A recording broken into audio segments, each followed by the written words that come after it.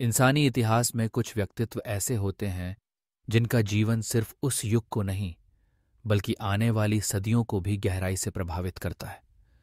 सम्राट अशोक उन्हीं में से एक थे, एक ऐसा शासक जिनका जीवन क्रूरता से करुणा की अद्भुत यात्रा का प्रतीक है। आज हम अशोक की वही प्रेरक गाथा सुनने जा रहे हैं जो हमें बताती है कि सच्ची महानता केवल शक्ति में नहीं बल्कि हृदय के परिवर्तन और मानवता की सेवा में है। अशोक का जन्म मौर्य वंश के सम्राट बिंदुसार के घर हुआ। उनका लालन पालन एक राजकुमार की तरह हुआ, जहां बचपन से ही उनमें नेतृत्व की झलक दिखने लगी थी। वे तेजस्वी, बुद्धिमान और साहसी थे। युद्ध की कलाओं में निपुण अशोक ने एक के बाद एक विजय हासिल की, परंतु उनके मन में कठोरता और क्रूरता भी कूट कूट कर भरी थी। सत्ता की चाह में उन्होंने अपने ही भाइयों को रास्ते से हटा दिया। इसी कारण उन्हें चंड अशोक की उपाधि मिली, एक ऐसा शासक जिससे लोग डरते थे, जिसकी तलवार से कोई सुरक्षित नहीं था। राज्य विस्तार की उनकी भूख उन्हें कलिंग के दरवाजे तक ले आई। कलिंग, जो उस समय स्वतंत्र और समृद्ध राज्य था, अशोक की महत्वाकांक्षा के मार्ग में आ गया। अशोक ने अपनी विशाल सेना के साथ कलिंग पर धावा बोल दिया। यह युद्ध इतिहास के सबसे भीषण और रक्तरंजित युद्धों में गिना जाता है। कहा जाता है कि इस युद्ध में 1 लाख से अधिक लोग मारे गए और असंख्य लोग घायल और विस्थापित हो गए। पराजित कलिंग के मैदान में पड़े शव, कराहते घायल, रोती स्त्रियां और अनाथ बच्चे अशोक के सामने एक भयावह तस्वीर बन गए। युद्ध के बाद अशोक जब रणभूमि का निरीक्षण करने पहुंचे तो वहां का दृश्य देखकर उनका हृदय पिघल गया। वे स्तब्ध रह गए। पहली बार जीत की खुशी उनके मन में नहीं थी बल्कि गहरा पश्चाताप था। उन्होंने स्वयं से पूछा, क्या यही वह साम्राज्य है जिसकी उन्होंने कल्पना की थी? क्या इतनी लाशों के ऊपर बना हुआ राज्य सचमुच विजय कहलाता है? क्या यही उनका जीवन उद्देश्य था? यही वह क्षण था जिसने अशोक के जीवन की दिशा बदल दी। कलिंग युद्ध के पश्चात उनका मन हिंसा से विरक्त हो गया।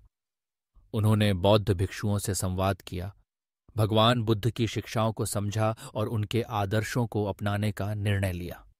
अशोक ने बौद्ध धर्म ग्रहण किया और जीवन का शेष भाग अहिंसा, करुणा, सत्य और मानव सेवा को समर्पित कर दिया।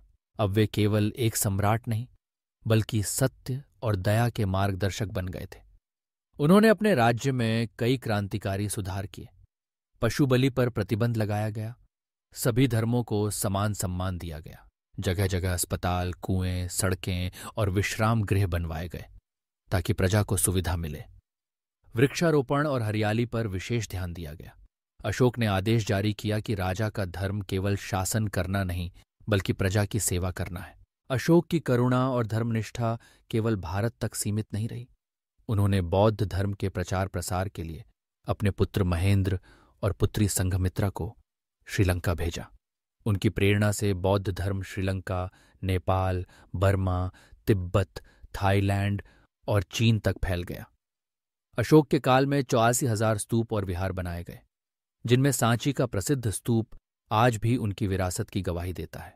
सम्राट अशोक अपने अंतिम दिनों में साधारण जीवन जीने लगे। उन्होंने राजसी वैभव को त्याग दिया और स्वयं को पूरी तरह मानव सेवा में समर्पित कर दिया। उन्होंने फिर कभी युद्ध नहीं किया। उनका शासनकाल शांति, न्याय और समावेशिता का प्रतीक बन गया। उनकी नीतियों और कार्यों की छाप इतनी गहरी थी कि आज भी भारत का राष्ट्रीय प्रतीक अशोक स्तंभ है। तिरंगे में अंकित धर्मचक्र उन्हीं की देन है, जो न्याय, प्रगति और शांति का संदेश देता है। अशोक की कहानी में सबसे बड़ी सीख यही है कि मनुष्य चाहे जितना भी क्रूर या कठोर क्यों न हो, वह आत्मचिंतन, पश्चाताप और सच्चे मार्गदर्शन से बदल सकता है। उनके जीवन ने यह सिद्ध कर दिया कि सच्चा सम्राट वह नहीं जो तलवार की नोक पर राज करे, बल्कि वह है जो प्रजा के दिलों में स्थान बनाए। अशोक ने अपने अपराधों को स्वीकार कर, उनसे सीखकर करुणा और सेवा का मार्ग चुना, और इसी में उनकी महानता है। आज जब हम दुनिया में हिंसा, असहिष्णुता और अन्याय देखते हैं, तब अशोक की जीवन गाथा हमें याद दिलाती है कि करुणा, अहिंसा और सत्य ही मानवता के सर्वोच्च मूल्य हैं। यदि एक महान सम्राट अपने जीवन में इतना बड़ा परिवर्तन ला सकता है, तो हर इंसान के भीतर भी वह शक्ति है जो उसे अपने अंधकार से प्रकाश की ओर ले जा सकती है। सम्राट अशोक के जीवन की यह यात्रा हमें सिखाती है कि सबसे बड़ा परिवर्तन बाहरी नहीं बल्कि मन के भीतर होता है। जब तक हृदय में दया और अंतरात्मा में सत्य का आलोक न हो, तब तक कोई भी शक्ति, कोई भी साम्राज्य स्थायी नहीं रह सकता। अशोक की विरासत केवल ईंट पत्थर में नहीं बल्कि उन मूल्यों में है जो उन्होंने अपनाए और हमें सिखाए: करुणा, सहिष्णुता और मानव सेवा। तो आइए हम भी अशोक की तरह अपने जीवन में करुणा को स्थान दें, गलतियों से सीखें और मानवता की सेवा के लिए संकल्प लें। यही उनकी सच्ची श्रद्धांजलि होगी और यही हमें एक बेहतर इंसान और समाज बना सकता है।